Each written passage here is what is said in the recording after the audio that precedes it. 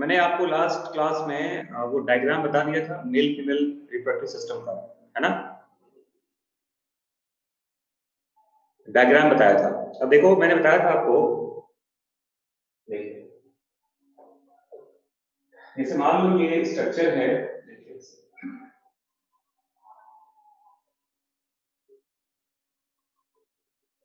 अगर मान लो ये फीमेल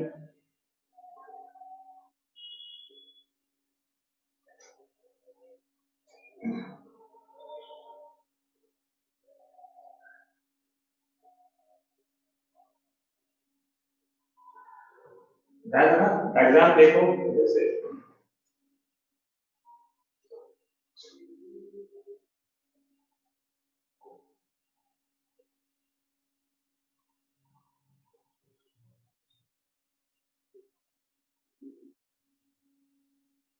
देखो यहाँ पर जैसे बताया था आपको, इसमें इस तरह का स्ट्रक्चर है, इसे क्या बोलते हैं हम लोग? इसको कहते हैं स्पर्मेटिका, है ना? और यहाँ पर मैंने कहा था कि दो ग्लैंड्स भी आते हैं। देखो एक ग्लैंड यहाँ से आता है, एक ग्लैंड यहाँ से आता है। इसे कहते हैं कोलैटरल ग्लैंड कहता है।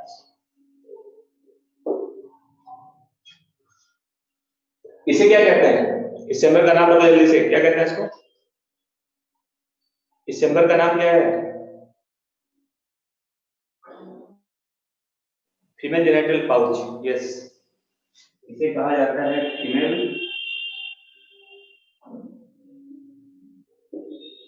जेनिटल पाउच कहता है।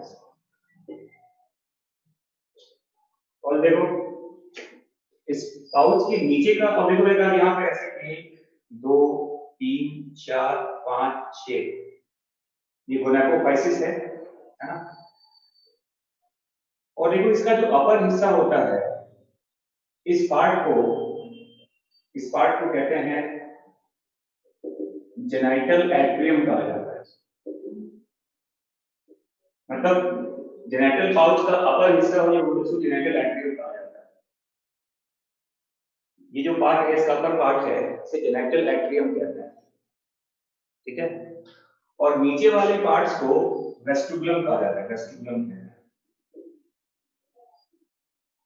मतलब ये है देखो कि फीमेल जेनाइटल पाउच का ही दो पार्ट्स हैं। अपर पार्ट को जेनाइटल एट्रियम कहा जाता है और नीचे वाले पार्ट को वेस्टिबुलम कहते हैं, ठीक है? और देखो अब जो मैंने कहा था कि ओवरी से देखो क्या होता है, जो मैंने बताया था कि ओवरी से जो ये ओविडक्ट आते हैं, देखो ऐसे, देखो ऐसा, और यहाँ ऐसे खुलता है, देखो ऐसे। और ये ओविडक्ट है, ये ओविडक्ट है, इसको कॉमन ओविडक्ट कहते हैं, वेजाइना भी कहते हैं इसको। यहां से क्या होता है देखो, और मैंने कहा था कि इसके अंदर स्पर्मेटिका में स्पर्मेटोफोर होता है। देखिए स्पर्मेटिका में क्या होता है? स्पर्मेटोफोर होता है।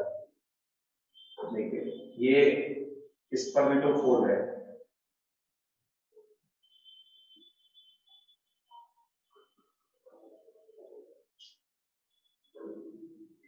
अब देखो क्या होता है कि एक मैच्योर एग और एक मैच्योर एग दोनों ओवरी से आता है। एक कहता है, और यहाँ पे आने के बाद देखो 1 2 3 4 5 6 7 8, 1 2 3 4 5 6 7 8। देखिए तो ये जो देखो होता है, इसको कहते हैं, ये एग है। और इसके बाद देखो क्या होता है, यहां से जो स्पर्म है यहां से बाहर निकलता है, और ये स्पर्म अब क्या करेगा, एग को फर्टिलाइज करता है। देखिए तो स्पर्मेटोफोर से अब स्पर्म बाहर आता है ना? और वो क्या करेगा, एक साथ जो 14 टू 16 एग्स रिलीज हुआ है, उसको क्या करेगा, वो फर्टिलाइज करता है। देखो कहते हैं, अब मान लो क्या बोलेंगे, मान लो ये जेनिटल पाउच का स्ट्रक्चर है। अब देखो ये फर्टिलाइज एग है, देखो 2 3 4 5 6 7 8 1 2 3 4 5 6 7 8 ये एक अभी अनफर्टिलाइज्ड एग था, देखो जो भी नीचे आया है। जब ये एग यहाँ पे आ जाता है उसके बाद स्पर्मेटोफोर से स्पर्म बाहर आता है और उसके बाद वो एग को फर्टिलाइज करेगा और फर्टिलाइज करने के बाद देखो ये जो आप देख रहे हैं ये फर्टिलाइज एग है और इसके ऊपर देखो क्या होता है, एक ऊथिका बन जाता है। ये काइटिनेस कवरिंग है, देखो इसको ऊथिका कहते हैं। ऊथिका formed by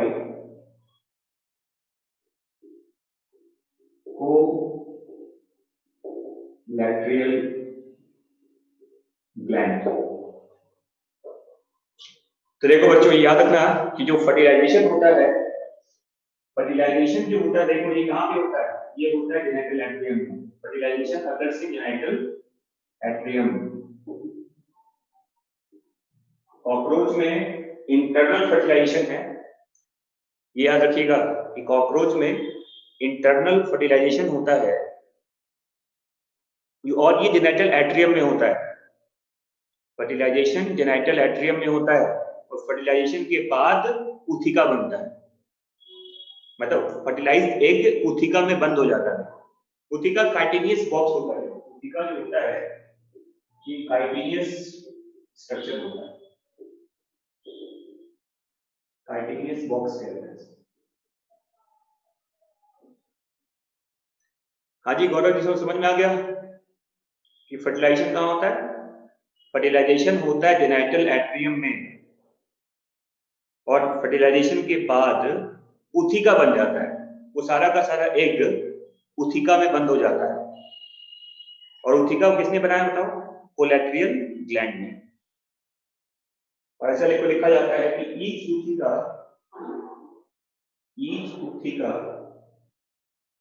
contains 14 to 16 fertilised eggs कहते हैं। देखिए हर ऊथिका में 14 टू 16 फर्टिलाइज्ड एग होता है। और देखो मैंने क्या कहा था, एग यहां से आया, एक्चुअली ईच ओवेरियोल, देखो ऐसे लिखा जाता है each ओवेरियोल्स releases a mature egg।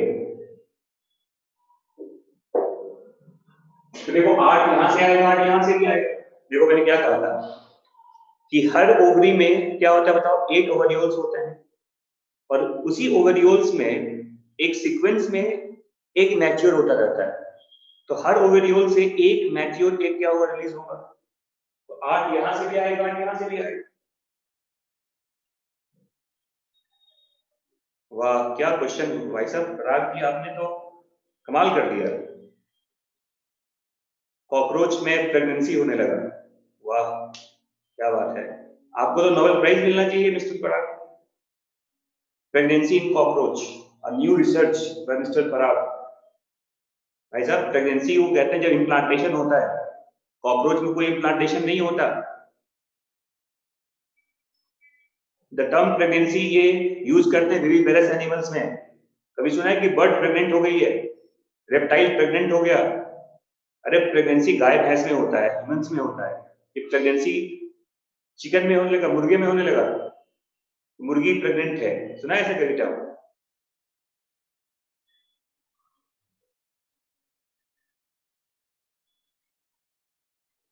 और देखो तो मैंने क्या बताया, देखिए कि हर ओवेरियोल से एक एक मैच्योर एग आता है, ठीक है? और टोटल 16 एग्स एक साथ आ सकते हैं जेनिटल एट्रियम में और वहीं पर वो फर्टिलाइज होता है। और ऐसा आपके एनसीईआरटी में लिखा हुआ है कि एक रिप्रोडक्टिव साइकिल में वो जो उसका मतलब नंबर ऑफ ऊथिका बन सकता है, ये भी लिखा हुआ है कि एक साथ लगभग 9 टू 10 ऊथिका लिखा हुआ है, देखो एनसीईआरटी है ना, कि 9 टू 10 ऊथिका बन सकता है और हर ऊथिका में 14 टू 16 एग्स तक रह सकते हैं। समझ में आ गया? ये एनसीईआरटी में लिखा हुआ है ना, ऊथिका का नंबर देखो, ऊथिका का नंबर 9 से 10 हो सकता है, नंबर ऑफ ऊथिका ये 9 to 10 हो सकता है, और हर ऊथिका में 14 to 16 फर्टिलाइज्ड एग्स तक रह सकते हैं। समझ में आ गया बच्चों? तो स्पर्मेटोफोर से स्पर्म आता है, ये जो स्ट्रक्चर देखते हैं आप, ये स्पर्म है, एक खाली होगा बॉक्स, दूसरा बॉक्स आएगा, बिल्कुल ये एक ऑटोमेटिक सिस्टम होता है। देखो ये बॉक्स इसमें गिर जाता है, फिर नया बॉक्स आएगा, वो स्पर्म खाली करेगा, तो ये कॉन्टिन्यूअस प्रोसेस चलता रहता है, और जैसे जैसे एग आता रहेगा उस एग को फर्टिलाइज करता रहता है। तो एक साथ 9 से 10 ऊथिका बन सकते हैं। At one time 9 to 10 ootheca can be formed and each ootheca contains 14 to 16 fertilized eggs. समझ में आ गया सबको? ये लाइन समझ में आ गया? At a time 9 to 10 ootheca can be formed and each ootheca contains 14 to 16 fertilized eggs. Obvious सी बात है, अगर आप मैथमेटिक्स जानते हैं तो आप उसको देख सकते हैं। अब यहां देखो, अब आगे क्या होगा, देखिए देखो क्या होता है। with the help of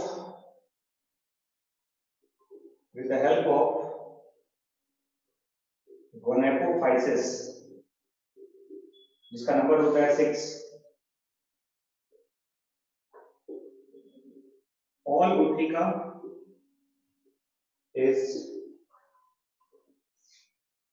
are released out in dark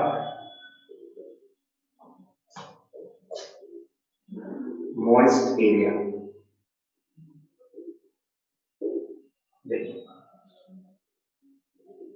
देखो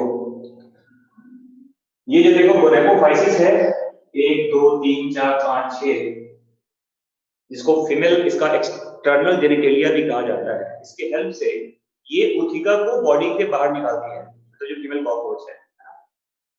तो with the help of gonapophysis, जिसका नंबर 6 होता है, all ootheca are released out in dark moist area. अब ये ऊथिका उसके बॉडी से बाहर आ चुका है, ऊथिका कॉकरोच के बॉडी से बाहर आ चुका है। ठीक है बच्चों?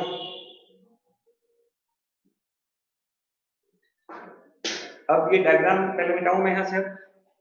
अब देखो यहां देखते हैं सर,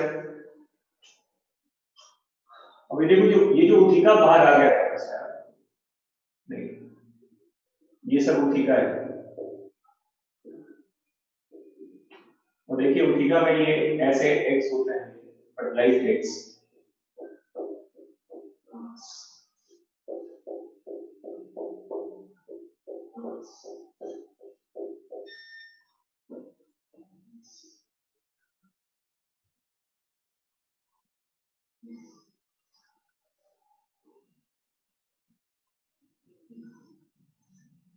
देखो अब इस ऊथिका में देखो कहते हैं इसके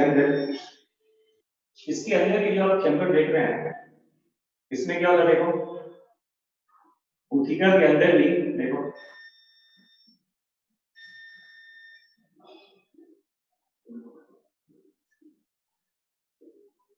ये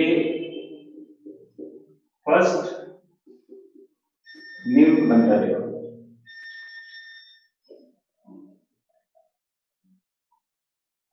अंदर जो एग था उससे निम्फ बनता है, इसको N1 स्टेज कहते हैं, N1।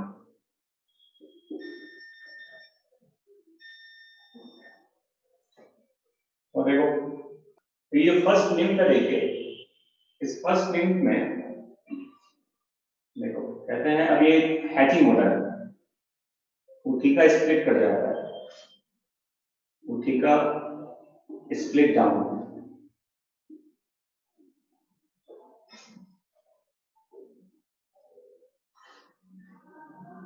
हाँ जी बच्चे, ये बाहर आ गया है ऊथिका, ये आउटसाइड है, ये इन्वायरमेंटल पार्ट में, ये आपके घर में है जहाँ पे मॉइस्ट एरिया होता है, जहाँ डार्क एरिया होता है, ठीक है। और देखो उठिका के पटली से क्या होता है, देखो उठिका स्प्लिट कर जाता है देखो, और उसके बाद देखिए निम्न सारे बाहर आ जाता है, देखो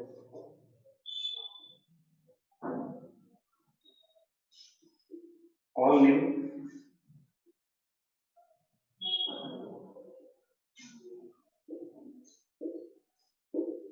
इमर्जेस आउट। हाँ जी, किचन में, हाँ जहाँ भी थोड़ा मॉइस्ट एरिया होता है वहां पे आ जाता है, ठीक है।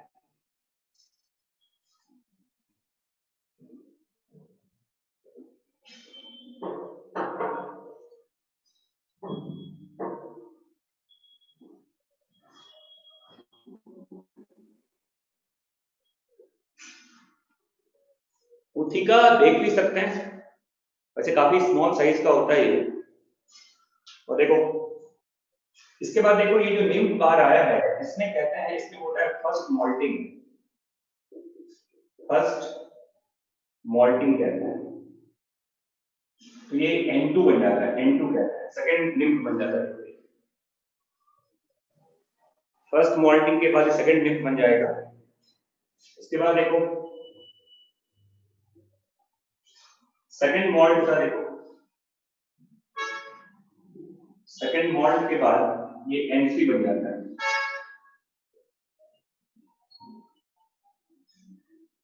वैसे देखो इसी तरह से चलता रहेगा, देखो थर्ड मॉल्ट होगा, थर्ड मॉल्ट कहते हैं, N4 बन जाता है, देखो। अरे मॉल्टिंग क्या होता है, अपने स्टेज को चेंज नहीं करते, अपने काइटिनियस कवर को वो लूज करता है और थोड़ा सा स्ट्रक्चरल चेंज आ जाता है। मॉल्टिंग कॉकरोच वगैरह में, रेप्टाइल्स वगैरह में भी होता है। और देखो ऐसा लिखा जाता है कि 13 मॉल्टिंग होता है, देखो 13 मॉल्टिंग टोटल होते हैं टोटल, और उसके बाद में वो एडल्ट कॉकरोच में वो कन्वर्ट हो जाता है, एडल्ट कॉकरोच में टोटल 13 टाइम दे मॉल्ट। और ऐसा आंसर में लिखा हुआ है कि इस तरह के चेंज को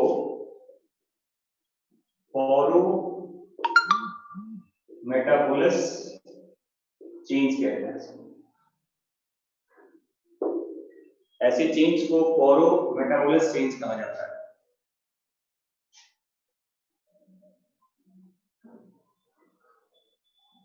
इस तरह के चेंज को फॉरो मेटाबोलस चेंज कहते हैं,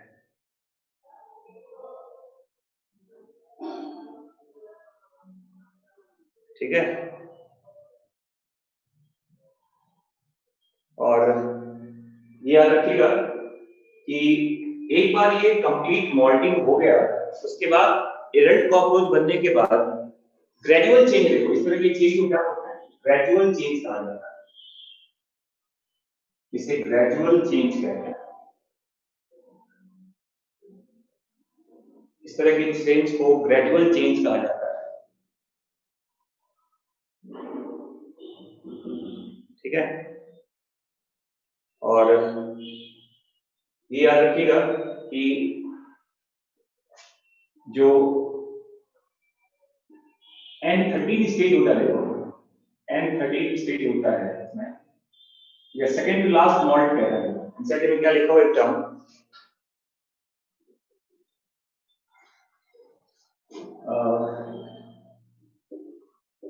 लास्ट टू सेकेंड जो मॉल्ट होता है, सेकेंड मॉल्टिंग, मतलब आप N12 स्टेज कह रहे हो, क्योंकि जो देखो 13 मॉल्ट के बाद तो क्या बनेगा, N14 बन जाएगा, लेकिन N14 को क्या होता है, एडल्ट कॉकरोच कहता है। देखो N निम्फल स्टेज 14 कोई टर्म यूज नहीं करते, वही एडल्ट कॉकरोच होता है, लेकिन एनसीईआरटी ने क्या लिखा है, लास्ट टू सेकंड मॉल्ट जो होता है, जो N12 स्टेज होता है, कहते हैं इसमें विंग्स एपियर होता है, विंग्स कहते हैं विंग्स पैड जो होता है, विंग्स पैड अपीयर होता है, wings pad appears, but wings develops only in adult cockroach कहता है। ये आपकी एनसीईआरटी की लाइन है, याद रखिएगा। बेटा ये जो पोरोमेटाबोलस चेंज है ना, इसी को ग्रेजुअल चेंज कहते हैं। डिम्पल स्टेज धीरे धीरे ग्रो करता है ना, धीरे धीरे ग्रो करता है, उसी को पोरोमेटाबोलस कहता है। तो ये एनसीईआरटी में लिखा हुआ है कि जो लास्ट टू सेकंड मॉल्ट होता है, N12 स्टेज होता है, उसमें विंग्स पैड अपीयर्स होता है, but wings develops only in adult cockroach.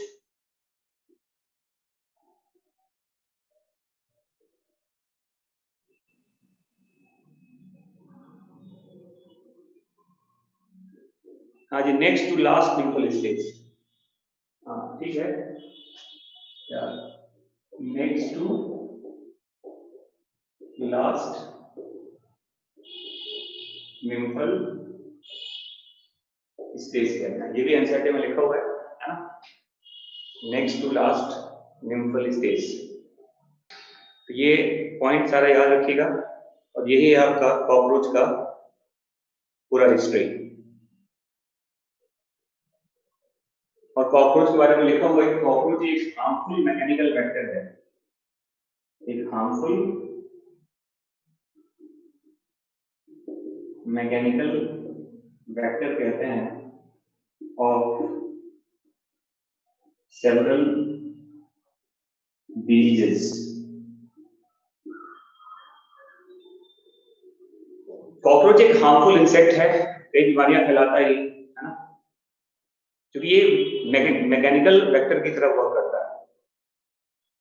हाँ जी, ये किचन से टॉयलेट में, टॉयलेट से किचन में मूव करता रहता है, तो ये गंदगी कैरी करता है ना।